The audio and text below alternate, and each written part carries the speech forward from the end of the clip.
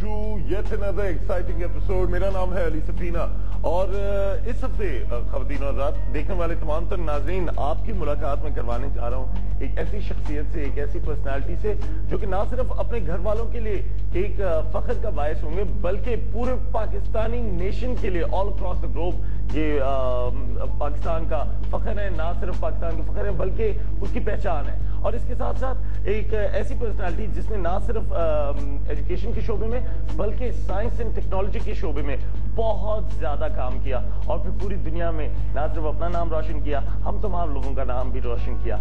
I'm talking about none other than professor doctor Ataur Rahman साहब जो कि आज हमारे साथ हमारे शो पे मौजूद हैं। आइए उनसे बात करते हैं। अस्सलाम वालेकुम। वालेकुम अस्सलाम। क्या हाल चाल है डॉक्टर साहब? अल्हम्दुलिल्लाह खैरियत से हैं आप? जी शुक्रिया। डॉक्टर साहब मुझे ये बताइए, सबसे पहले तो बहुत बहुत शुक्रिया कि आपने अपने बिजी स्केड्यूल में से टाइम निकाला है और आपने हमें मौका दिया कि हम आपसे कुछ सवालात कर लें आपकी जिंदगी। बहुत शुक्रिया। आपकी जिंदगी से रिलेटेड सबसे पहली चीज तो हमें जो इधर आती पता चली वो ये कि आपको सबसे अच्छे लोग वो लगते हैं जो कि पंक्चुअल होते हैं। Is that right? जी बिल्कुल। Were we punctual? You are 20 minutes late in starting. Oh, you were punctual in coming. एक हमारी वो पुरानी आदत है मीडिया वालों की, setting up the cameras and all that. I understand. Thank you very much. All right, doctor साहब सबसे पहले मुझे ये बताएं, मेरे पास तो इतना सारा यानी मवाद इकट्ठा हो गया जब मुझे पता चला फर्स्ट ऑफ ऑल कि डॉक्टर अताउर रहमान का मैंने इंटरव्यू करना है तो मैं एकदम परेशान हो गया। मैंने कहा यार मैंने इतनी बड़ी पर्सनैलिटी का इंटरव्यू करना है तो मैं लिहाजा थोड़ी सी रिसर्च करूँ। मैं रिसर्च करने पे अगर मैं बैठा तो मेरे पास तो बहुत सारे मैनुअल्स इकट्ठे हो गए, इतने सारे माशाल्लाह आपके अवार्ड्स हैं और इतनी सारी अल्लाह ताला ने आपको इज्जत दी। तो after all these years and from where you started, अब आप कैसा फील करते हैं अपने बारे में, अपनी लाइफ के बारे में?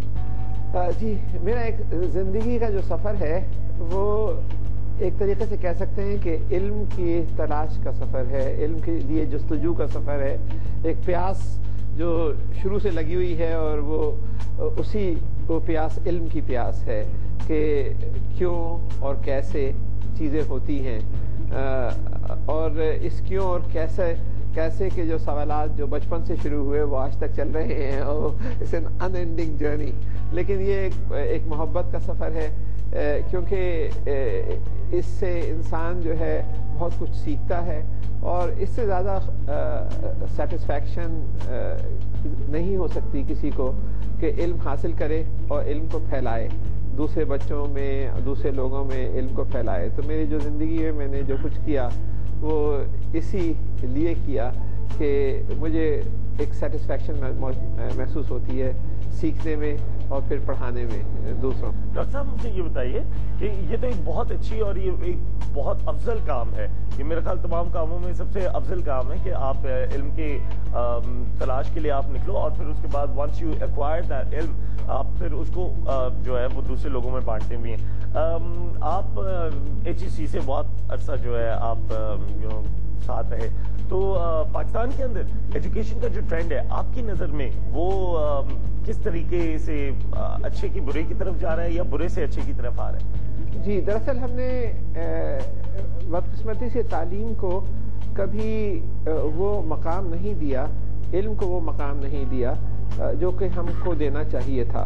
हमारे जो कौमी तरजीहात हैं उनमें तालीम, साइंस और टेक्नोलॉजी, इनोवेशन और एंटरप्रेन्योरशिप ये कभी उसमें रहा ही नहीं, जिसकी वजह से हमारे अक्सर स्कूल जो हैं, कॉलेजेस हैं और फिर यूनिवर्सिटीज़ भी बहुत कमज़ोर रह गई और इसलिए ज़रूरत इस बात की, आज की दुनिया दरअसल इल्म की दुनिया है और वही ममालिक आगे बढ़ रहे हैं जिन्होंने समझ लिया है कि उनकी जो दौलत है वो तेल और सोने और मादनी वसाइल में नहीं है बल्कि उनकी दौलत उनके अफरादी क़ुव्वत में है, उनके बच्चों में है कि किस अंदाज से उनको तालीम दी गई और किस अंदाज से उनके जहन की नशोनुमा की गई और फिर किस तरीके से उनको मौक़े दिए गए कि वो एक अपने मुल्क में खिदमत कर सकें, नए प्रोडक्ट्स डेवलप कर सकें, नई प्रोसेस डेवलप कर सकें और एक इल्म और साइंस और टेक्नोलॉजी के जो सुतून हैं उनको मजबूत कर सकें। वही ममालिक आगे बढ़ रहे हैं। आप देखें कि छोटे छोटे ममालिक, मैं जिक्र करता हूँ जैसे फिनलैंड है, उसकी कराची से 1/4 आबादी है फिनलैंड की, लेकिन उसकी एक कंपनी जो है اس کے ایکسپورٹس پورے پاکستان کے ایکسپورٹ سے دگنے ہیں، خالی بلکہ اس سے بھی زیادہ ہیں. تو یہ نوکیا کا ذکر کر رہا ہوں کہ ایک چھوٹے سے ملک کی ایک کمپنی ہے. یا چھوٹا سا ملک لے لیں آسٹریا، جس کی آبادی جو ہے وہ بھی کراچی سے آدھی ہے اور جی ڈی پی کہیں زیادہ ہے پاکستان سے. تو اور جن لوگوں نے یہ سمجھ لیا ہے، جیسے امریکہ میں آپ دیکھیں کہ ایک ادارہ Massachusetts institute of technology MIT ہے. MIT سے 4000 کمپنیاں اس سے نکلی ہیں، ان کے اسٹوڈنٹس نے جو بنائی ہیں، اور ان کی جو سالانہ جو سیلز ہیں ان کمپنیز کی، یہ $240 ارب ہیں سالانہ سیلز، جبکہ پاکستان کی ایکسپورٹس $18 ارب ہیں.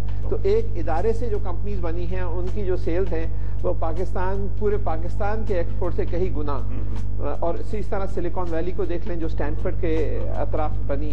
تو آج کی دنیا جو ہے وہ علم کی دنیا ہے، اور اس علم کے اندر خاص طور پہ higher value added and products, industrialisation کی طرف آپ جائیں، اور اس میں جو ہے آپ کو 4 ستون چاہیے جو کہ مضبوط ہوں.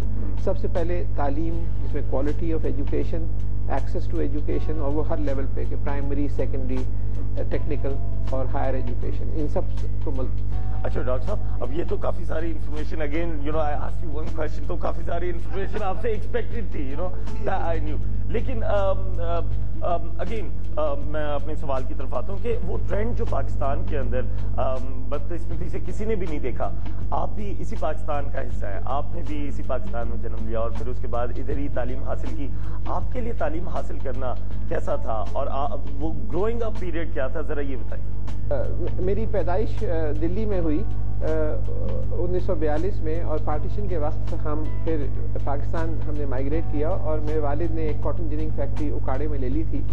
وہاں اتفاق سے کوئی مناسب سکول نہیں تھے، ایک چھوٹا سا ولیج تھا. تو اکاڑا اس زمانے میں، اب تو بڑا شہر ہو گیا، اس زمانے میں ایک چھوٹا سا ولیج تھا، کوئی سکول نہیں تھے صحیح.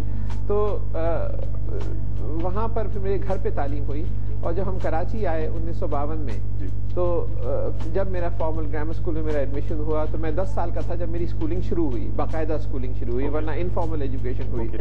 اسی طریقے سے اب آپ کے ماشاءاللہ جدھر ہم دیکھتے ہیں ایوارڈز اور اچیومنٹس، اس میں آپ کے پاس کافی ساری ڈاکٹریٹس کی ڈگریز ہیں. عام طور پہ انسان ایک بار ڈاکٹر، واقعی ایسا سبجیکٹ ہے کہ جس کے اندر آپ کی جو ہے وہ پیاس وہ ختم نہیں ہو رہی. جی، دراصل جو ایک تو ہوتا ہے جو فارمل آپ PhD کرتے ہیں، جو ڈاکٹر آف فلاسفی ہوتا ہے، اس میں آپ ریسرچ کرتے ہیں، تحقیق کرتے ہیں، اور اس کے بعد ایک تھیسس لکھتے ہیں، وہ پھر اپروو ہوتی ہے، جو کیمبرج یونیورسٹی سے میں نے کی ڈاکٹریٹ. اس کے بعد اگر آپ بہت اچھا بین الاقوامی لیول پہ کام کر رہے ہوں، اور بین الاقوامی لیول پہ آپ کی پبلیکیشنز آ رہے ہوں جس کا امپیکٹ ہو رہا ہو، اس مضمون کی حدوں کو آگے بڑھنے میں مدد ہو رہی ہو، تو اس کی پھر بین الاقوامی ریکگنیشن ہوتی ہے، اور پھر آنرری ڈاکٹریٹ ڈگریز آپ کو دی جاتی ہیں. جیسے کہ مجھے honorary doctorate of science Cambridge university سے 1987 میں ملی، پھر کوونٹری یونیورسٹی سے، پھر ایشین انسٹیٹیوٹ آف ٹیکنالوجی سے، بریڈفورڈ یونیورسٹی وغیرہ وغیرہ، بہت ساری یونیورسٹیز سے مجھے آنرری ڈاکٹریٹ کی ڈگریز ملی ہیں، which is an recognition of my research. کیونکہ وہ 840 میرے ریسرچ پبلیکیشنز ہیں، 103 کتابیں ہیں جو میں نے لکھی ہیں یا ایڈٹ کی ہیں، زیادہ تر امریکہ اور یورپ میں شائع ہوئی ہیں، کچھ کا جاپانی میں بھی ترجمہ ہوا ہے اور جاپان میں پڑھائی جاتی ہیں. اور بہت سے ایسے فیلڈز میں ہیں جن میں شروع میں ماہر نہیں تھا. تو میں نے، کیونکہ ایک طریقہ کسی چیز کو سیکھنے کا یہ ہوتا ہے کہ اس پہ کتاب لکھنے کی کوشش کرو، تو یہ بھی ایک چیلنج ہے. انفارمیشن اینڈ اس تمام انفارمیشن سے آئی ایم شیور ہمارے جتنے دیکھنے والے ہیں تمام تر لوگوں کو یہ آئیڈیا ضرور ہوگا کہ ہمت نہیں ہارنی، اور واقعی وہ بات صحیح ہے کہ ایجوکیشن ہوگی تو ہی سب کچھ ہوگا، اگر ایجوکیشن نہیں ہوگی تو کچھ نہیں ہوگا. Thank you very much.